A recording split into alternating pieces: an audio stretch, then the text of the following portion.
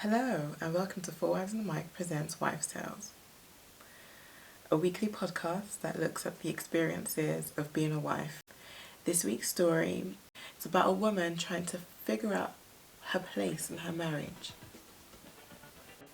I'm your host, Mrs Nikki Tunji, and I hope you enjoy the story.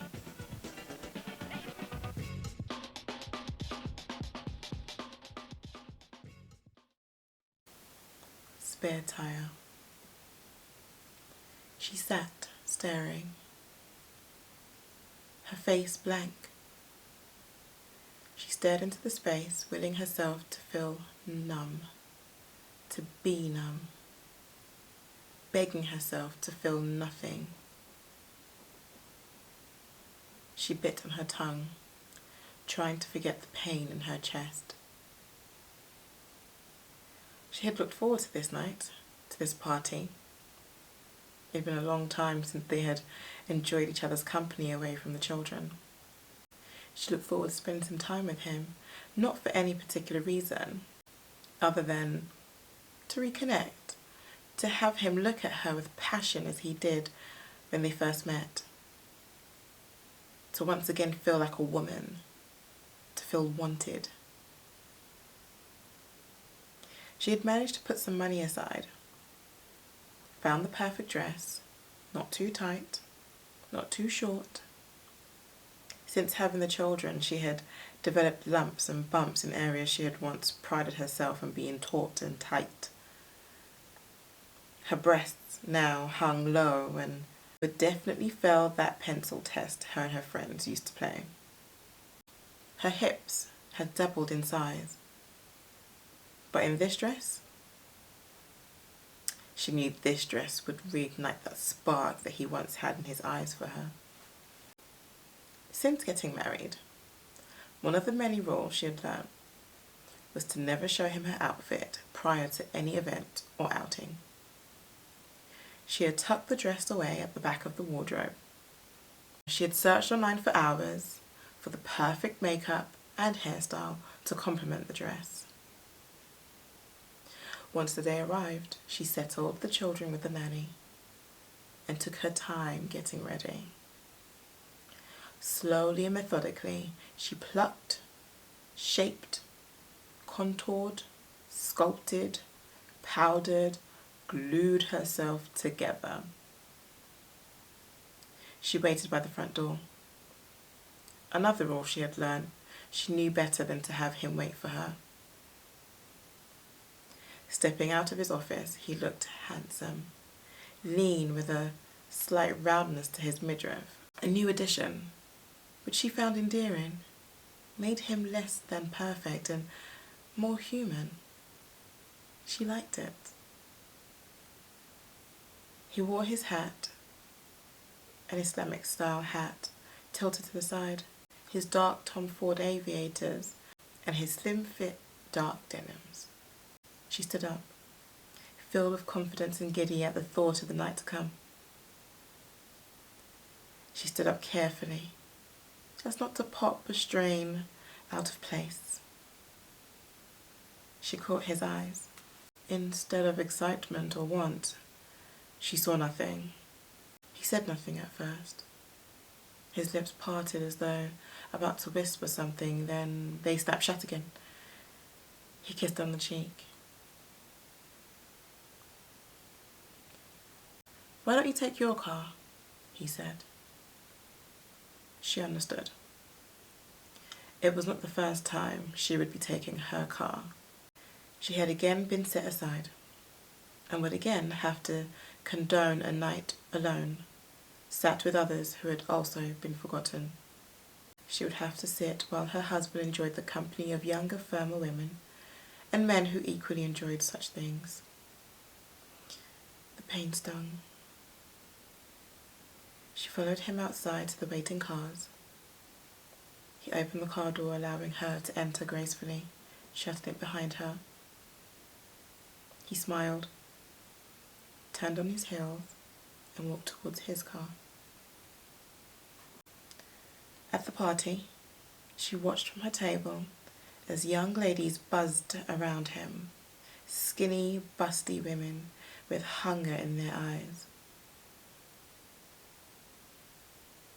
in their smiles. She looked down at herself, feeling the last of her confidence sink into the floor.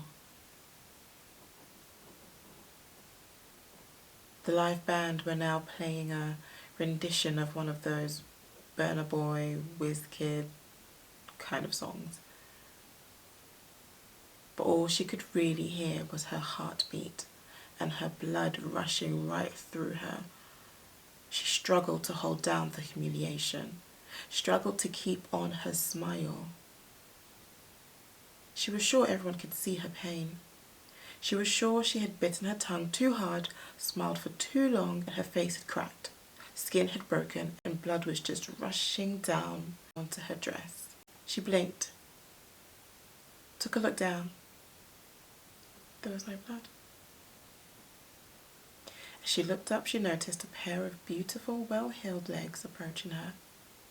It was one of those slim, thick girls who had been laughing with him a moment prior. Good evening, ma, slim, thick girl said, as she slowed down and looked in her direction. I just wanted to greet you, ma. I don't know if you remember me from Ayo and Tolu's wedding.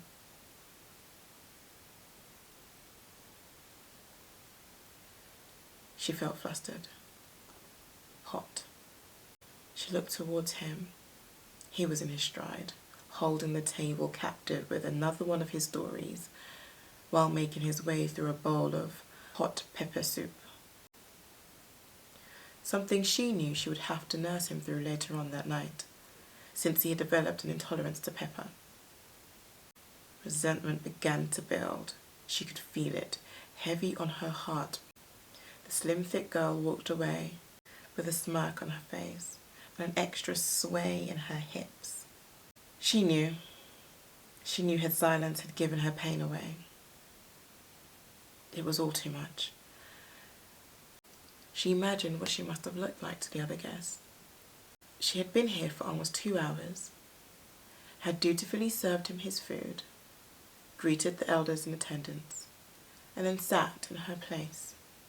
She was done. Her wig hurt, shoes stung, and her waist trainer was biting into her skin. This was no TV show where she could just fast forward to being back in her home, in her bed, or at least out of these clothes. She knew she had to stay put and endure, dealing with time as though swallowing a lit piece of coal, each second burning and stinging all the way down. She would have to wait for the moment he sent her the message beckoning her to meet him by the doors so they could leave together. They would then enter their separate cars, which would return them to their home. In the car on the journey back, she would unleash, allowing for each hot tear to fall from her face, leaving behind a path of sweet relief. She would quickly touch up any smudge or evidence of this release before he opened the car door, allowing for her to exit the vehicle. He would hold her hand as she climbed over the threshold and escort her to the bedroom. He would excuse himself, returning to his office, where he would work till the early hours of the morning. And she would wash away her makeup, wash away the day's event. She would remove her wig, wrap up her hair, slip into loose cotton pajamas, and lay in her bed, thankful for the moment. Until then, she would remain seated at this table, waiting with her smile picture perfect, a vision of marital bliss. Thank you for joining us. I do hope you enjoyed this tale. Please do get involved in social media. If you don't have time to actually watch this, this is a podcast, so you can find it on Google Podcasts, on Spotify, and other podcast platforms. However, if you would like to watch this with your partner or with your girls, share it as a link, whatever you want to do, then you can find us on YouTube. Thank you for watching and see you next week. Bye bye.